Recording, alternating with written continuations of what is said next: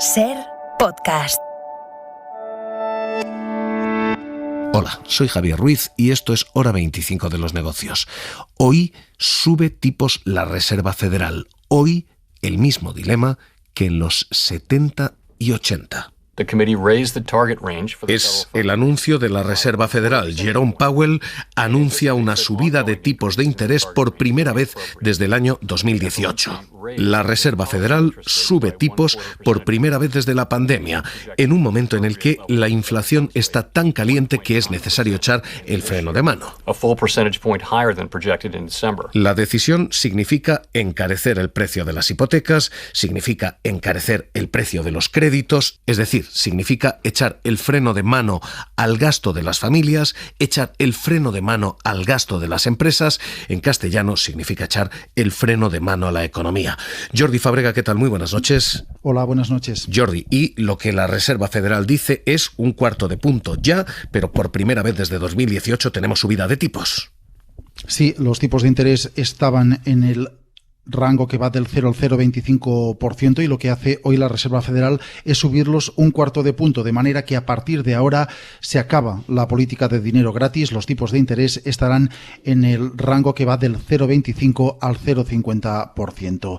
Esto supone acabar con la política de dinero gratis que se ha mantenido durante toda la pandemia, porque la Reserva Federal fijó los tipos en el 0% en marzo de 2020 y ahora los sube por primera vez para hacer frente a otro problema, y ese otro problema es la subida de la inflación, que está en el 7,9% en Estados Unidos. Por eso suben hoy los tipos de interés, pese a la guerra en Ucrania, porque reconoce la Reserva Federal que esta invasión, la de Rusia sobre Ucrania, genera más incertidumbre y hará subir aún más los precios. Por eso esta subida de tipos de interés, dice en el comunicado post-reunión, es la adecuada para afrontar los meses que tenemos por delante. Así que primera subida de tipos de interés en los últimos 4 años en Estados Unidos. Primera porque, Jordi, no va a ser la última. De hecho, la Reserva Federal señala en una senda prácticamente 6 movimientos más. Sí, se esperan otras 6 subidas de tipos de interés, prácticamente una por cada reunión que queda de la Reserva Federal este año, según se desprende de las previsiones que comunican cada uno de los integrantes del directorio de la Reserva Federal. Según estas previsiones, se espera que los tipos de interés terminen este año bastante por encima del 1%. De hecho, ninguno de los integrantes de la Reserva Federal considera que los tipos deban estar por debajo de ese umbral, por debajo del 1%, cuando termine 2022. Y eso que las previsiones que apuntan en este documento de proyecciones indican que la inflación empezará a bajar a lo largo de este año, que terminará de media 2022 algo por encima del 4%, pero eso obligará a que los tipos de interés sigan subiendo en los próximos meses. Esto es lo que hace, gracias Jordi, la Reserva Federal. Subir tipos de interés. En Europa, de momento, no. Y en Europa, de momento, nuestro Euribor y nuestras hipotecas no están siguiendo exactamente estas alzas. Pero lo que tenemos es un camino ya indicado. ¿Por qué es importante esto? Primero, porque es echar el freno de mano a la economía. Es parar en seco el crecimiento, el gasto. Y segundo, porque está justificado, porque tenemos unos niveles de inflación de este calibre: 7,9% en Estados Unidos, 7,4% en España, 5,1% en la Unión Europea. Estamos de nuevo en un paradigma como el de los años 70, y la Reserva Federal parece haber aprendido las lecciones de entonces. Entonces vivía el mismo dilema. ¿Había que echar el freno de mano o había que dejar que la economía siguiera creciendo con precios desbocados? Hoy vamos a hacer ese repaso histórico. Hoy, lecciones de los años 70.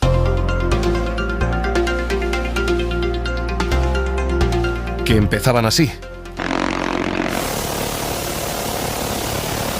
con el sonido de los disparos, de los misiles, de los bombardeos en Vietnam.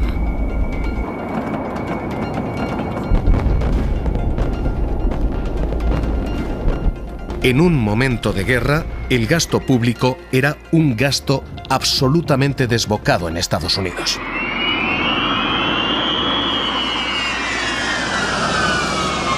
Lyndon Johnson toma el poder y sostiene aquella guerra. En aquel momento, los informativos CBS contaban el gasto que esa guerra estaba suponiendo para Estados Unidos.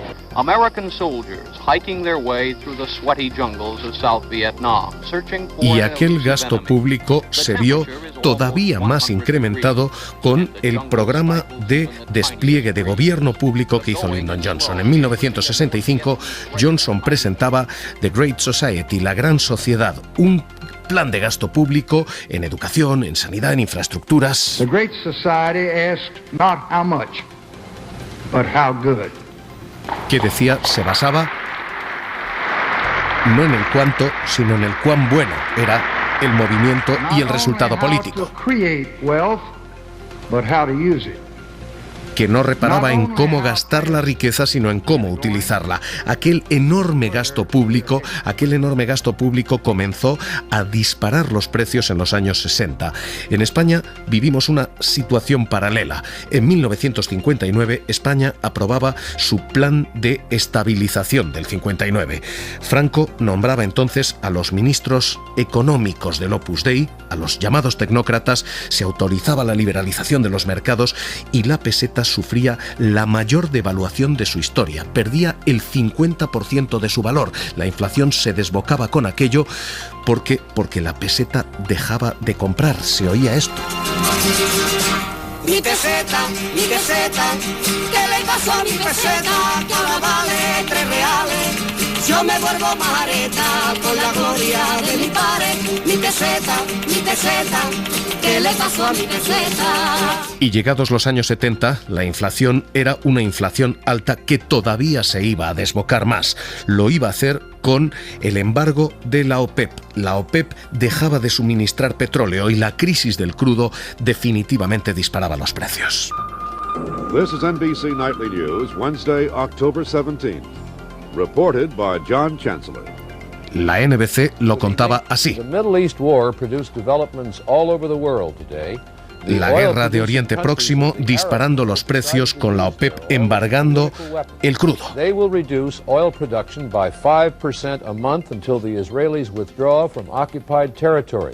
Los precios se desbocaban en Estados Unidos, se desbocaban en todo el mundo y España vivía los años del gran consumo. Eran los años del 600.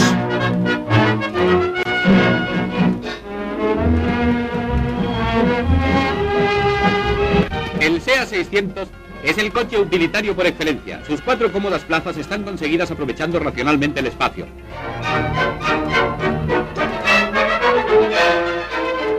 El SEA 600, el coche europeo típicamente utilitario, está concebido de acuerdo con la más moderna técnica automovilística. Con sus 4 plazas... La inflación se iba al 15-20% y en aquellos momentos todos los gobiernos tenían en su mano aquella alternativa. ¿Qué hacer? ¿Dejar que el crecimiento siguiera? ¿Dejar que los precios siguieran desbocados? ¿O frenarlos? ¿Subir los tipos de interés? Y se optaba por, de momento, dejar ir. Hasta, en España, Fuentes Quintana. Ustedes intuyen y comprenden desde luego esos problemas, sin necesidad de que yo venga aquí a decírselo, porque la economía es cuestión de experiencia y de sentido común, y ustedes poseen ambas cosas en abundancia. Si las sufridas amas de casa vuelven desanimadas cada día del mercado y constatan con mayor precisión que cualquier índice de precios que el coste de la vida sube, es que las cosas no van bien, porque una carrera de precios no puede llevar a ningún país a ninguna parte. Y esta era la situación en los años 70, demasiado parecida a la actual, los precios desbocados y el crecimiento sostenido, con una duda y con una gran incertidumbre, un gran dilema para todos los bancos centrales. ¿Qué hacer? ¿Dejar el crecimiento ir, los precios desbocados, o frenarlos para reequilibrar la economía? Ese fue el dilema de finales de los 70, resuelto en 1979, es decir, prácticamente en la década de los 80. En aquel momento, Jimmy Carter nombraba a Paul Volcker gobernador de la Reserva Federal. Era un movimiento absolutamente inesperado porque Volcker quería subir tipos de interés. Iba a dañar al presidente que le nombraba en un año electoral. Pero se le nombró. Y Volcker hizo lo que había anunciado, subir tipos de interés, y subirlos de manera muy dramática. Los tipos de interés en 1979 estaban en el 10%. A finales de ese año estaban en el 17%. Subieron un 7,6% en un año. En 1981, esa subida de tipos, que había empezado en el 10, era ya del 19%.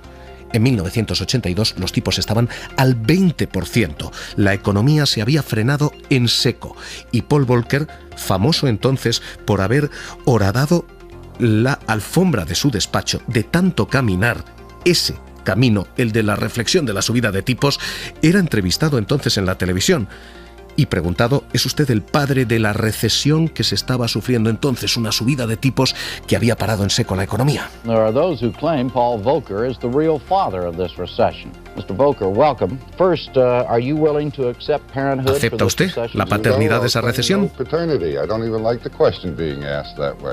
No acepto esa paternidad y no acepto esa pregunta. No estoy generando una recesión, sino reequilibrando la economía, decía.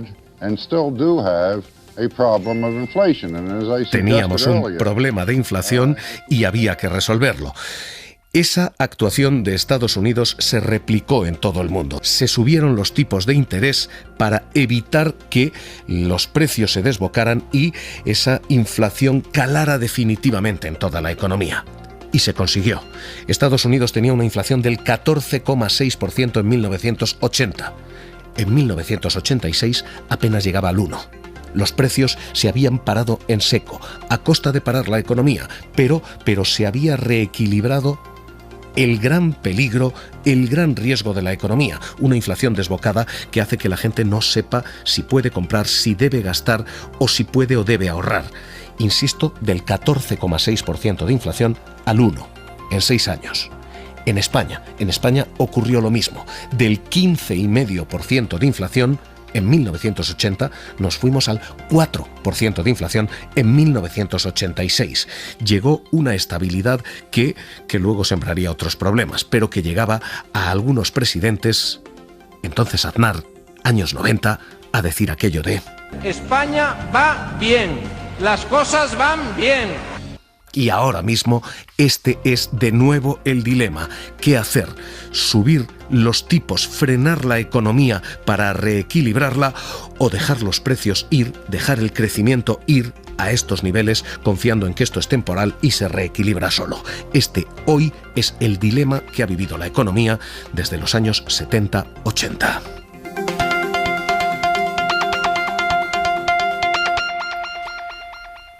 Raimon Torres, director de Coyuntura y Análisis Internacional de Funcas. ¿Qué tal? Muy buenas noches. Hola, Javier. Tenemos el mismo dilema de los años 70. ¿Qué hacer? ¿Lo que hoy ha hecho la Reserva Federal, empezar a frenar la economía, es lo correcto o hubiera sido mejor dejar que la economía, la inflación se equilibre sola si esto es pasajero?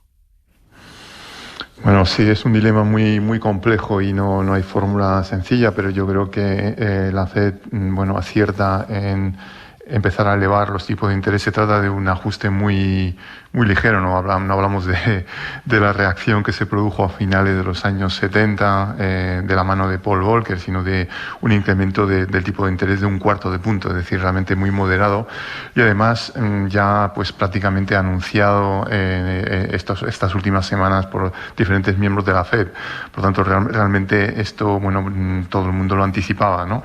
Entonces yo creo que, sencillamente esto responde a un incremento no tanto de la inflación como tal, sino de lo que llamamos la inflación subyacente, es decir, del núcleo central de precios que descuenta los precios energéticos y los alimentos frescos, que ha repuntado con fuerza en el caso de Estados Unidos, mucho menos en Europa, pero la inflación en Estados Unidos ya se sitúa por encima del 5%, y por tanto, la Reserva Federal se veía obligada de tomar algún tipo de acción. El problema es el momento, porque es verdad que el Brent ha subido mucho, un 60% el crudo en un año, pero ha subido además otro 6% en la guerra. El gas nos ha pasado lo mismo, se ha multiplicado casi por 6 su precio, ha subido un 30% en la guerra, pero estamos en guerra, y Powell lo ha reconocido, diciendo literalmente esto, que que estaba dispuesto a hacer movimientos, pero que la guerra de Ucrania lo cambia todo.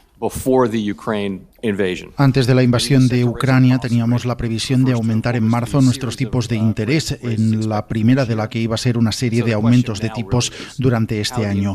La pregunta ahora es cómo la invasión de Ucrania y la respuesta de las naciones de todo el mundo, incluyendo las sanciones, pueden cambiar esa previsión.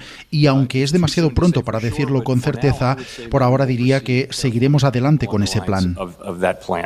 ¿La guerra va a frenar esto, ese castigo monetario, esta subida de tipos, o no? La guerra cambia sustancialmente la senda de recuperación que se había previsto tanto para la economía americana como para la europea y la nuestra, por supuesto, porque bueno, pues encarece todos los suministros energéticos y todo tipo de recursos naturales y frena la actividad. Se produce incluso otra vez una serie de cuellos de botella y parones en sectores como la siderurgia, muy dependientes de la energía eléctrica que está por las nubes todavía hoy.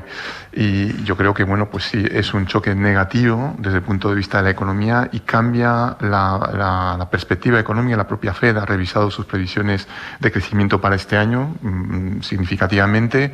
Esta semana, en días anteriores, lo hizo el propio BCE con un recorte de crecimiento económico también para este año y el que viene. Por tanto, yo creo que bueno, estamos ante un escenario peor de crecimiento y por eso los bancos centrales están procediendo de esta forma, pues muy paulatinamente, incrementando los tipos de interés, ¿no? Con tanta cautela, pero conservando munición por si el crecimiento se desploma de manera adicional y pues esto, pues de alguna manera el contexto conlleve pues una reacción, digamos, un soporte a la economía que en el caso de Europa tendría que venir de la política presupuestaria, porque la política monetaria está reduciendo las compras de deuda pública y por tanto yo creo que a mí me parece un poco precipitado desde el punto de vista del BCE ese repliegue de compras de deuda.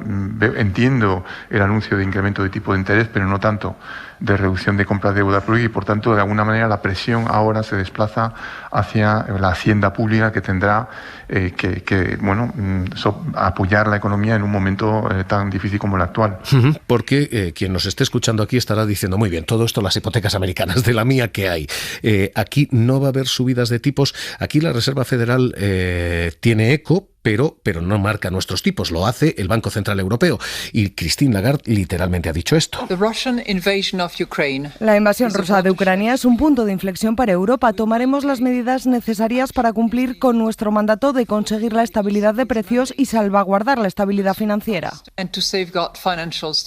a haber subidas de tipos aquí? Quien nos esté escuchando tiene que decir, ¿mi hipoteca sube? Yo creo que sí que va a haber subidas de tipos, también muy leves, pero sí se esperan subidas de tipos a finales de este año, de forma también muy gradual, muy paulatina y realmente hablamos de pequeños escalones. Pues ya se anticipa, por ejemplo, un Euribor prácticamente en terreno positivo a finales de año, pero bueno, no olvidemos que venimos de un menos 0,5%. Por tanto, bueno, es verdad que las hipotecas se pueden encarecer, pero muy poco, y los nuevos préstamos también se concederán a tipos algo más elevados, aunque solamente sea por el efecto de contagio de la política monetaria americana sobre la política monetaria y los tipos de interés de mercado en Europa, que siempre hay un efecto contagio de este lado del Atlántico. Una última cuestión. Inflación. Estamos diciendo, recuperamos el dilema de los 70-80. ¿Esta inflación es permanente? ¿Esta inflación ha enraizado ya en nuestro sistema? ¿O esta inflación es temporal? ¿Es fruto del calentón del COVID, del calentón de la guerra? Bueno, ya se están produciendo los llamados efectos de segunda ronda, es decir, que vemos ya algo más permanente. Por ejemplo, en nuestro país, la inflación subyacente, descontando la energía y los alimentos, pues está en el 3%, en Estados Unidos por encima del 5%. En fin, estamos ya observando esos efectos de segunda ronda que ya incorporan el encarecimiento de la energía, de la electricidad sobre todo, y bueno, por tanto yo creo que la situación es grave en el sentido de que pues todo es más caro y bueno, se produce poco a poco, se intensifica la pugna por recuperar poder adquisitivo. En este momento esa pugna pues todavía es moderada porque la inflación subyacente está en el 3%, pero si se elevara algo más, pues yo creo que pues toda empresa y bueno, el mundo del trabajo también intentará recuperar capacidad de compra, pues incrementando sus reivindicaciones, y por eso es tan importante en cierto modo un pacto de rentas para evitar esa escalada que no llevaría nada bueno. En el caso de España, pues podría deteriorar la competitividad y sobre todo afectar los colectivos más vulnerables, que no tienen esa capacidad de influir en sus rentas y conseguir un incremento de su poder adquisitivo. Pues director de Coyuntura y Análisis de Funcas, gracias por estar esta noche aquí en Hora 25 de los Negocios. Raimon Torres, un placer, un abrazo. A vosotros, buenas noches. Hoy, el día en que estamos leyendo el movimiento de la Reserva Federal, subida de tipos por primera vez desde 2018, y el dilema de los 70-80, optar entre inflación, crecimiento, dejar ir o esto, echar el freno de mano. Hoy que se plantea ese pacto de rentas, el de quién carga con esto, conviene cerrar, ya que hemos hecho historia, recordando la historia. Fuentes Quintana, pactos de la Moncloa, pactos de rentas entonces. Esto es lo primero que quiero decirles esta noche. Las soluciones de los problemas económicos nunca son económicas, sino políticas. No hay oscuras fórmulas técnicas que permitan resolver las dificultades en un clima de gabinete. Los problemas económicos de un país solo pueden superarse mediante el esfuerzo y la colaboración de todos. Hora 25 de los Negocios, seguimos.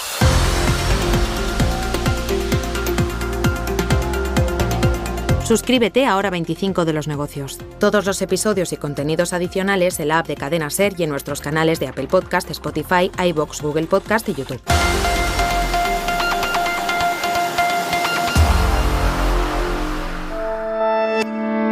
Cadena SER. La radio.